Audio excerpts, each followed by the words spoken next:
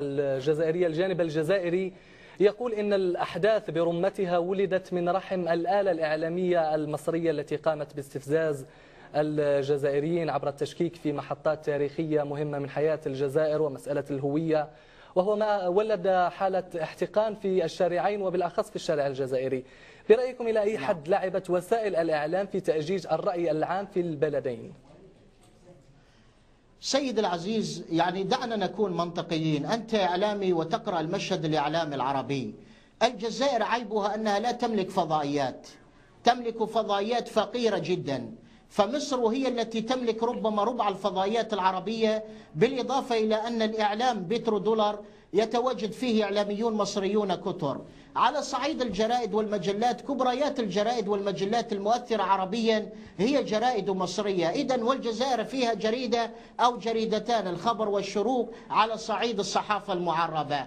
فكيف يمكن للجزائر بهذه القدرات الإعلامية المحدودة أن تزعج مصر؟ إذن الأذى جاء من قبل مصر. اقرأ أنت الصحف المصرية يوميا، إهانة للشعب الجزائري بالكامل، تلفظ بكلمات بذيئة في حق الشعب الجزائري.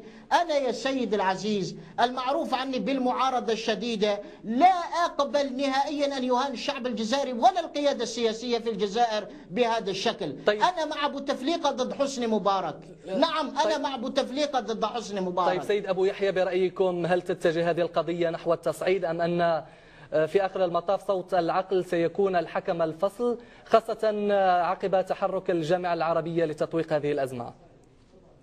يا سيدي عمرو موسى يجب أن يغني ويرقص، لم يفعل شيئا منذ زمن.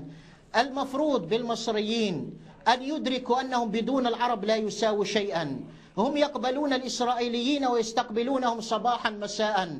القوة في العالم العربي، القوة في الشارع العربي، القوة مع تطلعات الشعوب، القوة مع أن نكون في خط المقاومين والممانعين لا في خط الراكعين والممانعين. آن لمصر أن تدرك أن قوتها في فلسطين، أن قوتها في الرباط، أن قوتها في الجزائر، أن قوتها في تونس، أن قوتها في نواكشوط، أن قوتها في عمان، أن قوتها في الكويت. القوة لا تأتي من قبل إسرائيل ولا الصهاينة. عندما نقرأ جريدة معاريف في العنوان العريض تهنئة لمصر ضد الشعب الجزائري، ندرك لمصلحة من كادت ستكون هذه المباراة لو كانت لصالح مصر. أنا أتصور أن انتصار الفريق الجزائري هو لطف رباني للجزائر وللعرب، وهو درس للفراعنة أن ينزلوا من عليائهم. هم يقولون في قنواتهم اليوم: الثقافة نحن، الشعر نحن، الفكر نحن، المسرح نحن،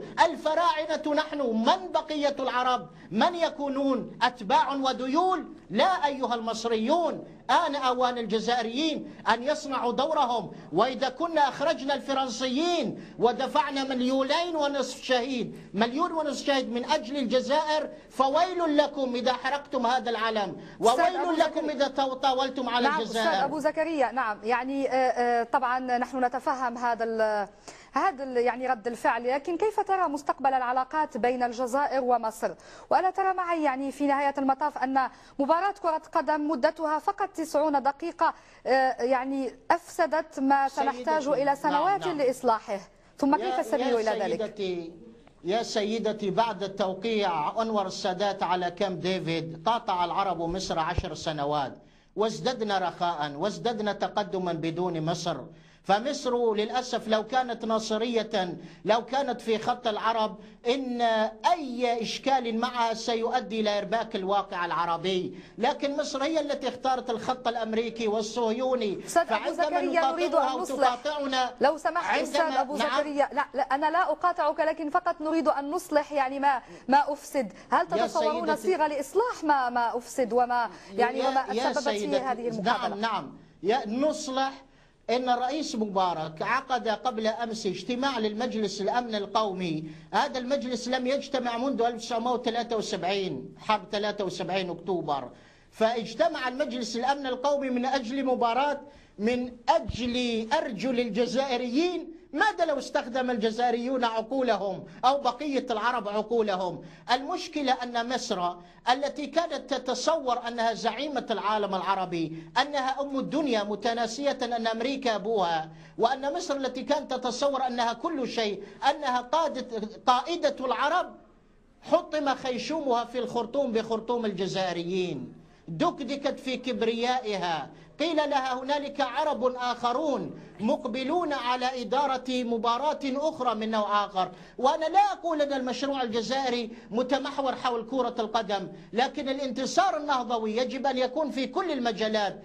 كرة القدم واحدة من مصادق المشروع النهضوي الثقافي والفكري والاقتصادي والسياسي والأمني. فإذا المصريون يريدون أن يكونوا في الصف العربي أهلا وسهلا، أما إذا أرادوا أن يقاطعوا العرب وينعتوا الجزائريين بالصهاينة والوسخين والذين لا يعرفون اللغات العربية، نقول لهم أيها المصريون، وهنا كلامي للرسميين وليس للشعب الذي يسكن في القبور، مليونان فقير مصري في القبور، كلامي موجه للرسميين: تواضعوا قليلا، أنتم تستقبلون نتنياهو بالترحاب، عار عليكم تسبون بوتفليقة. سيد يحيى أبو زكريا، نحن نتمنى جميعا كعرب أن نتجاوز هذه الأزمة. نحن نشكرك على كل هذه المعلومات والإيضاحات، كنت معنا مباشرة من بيروت.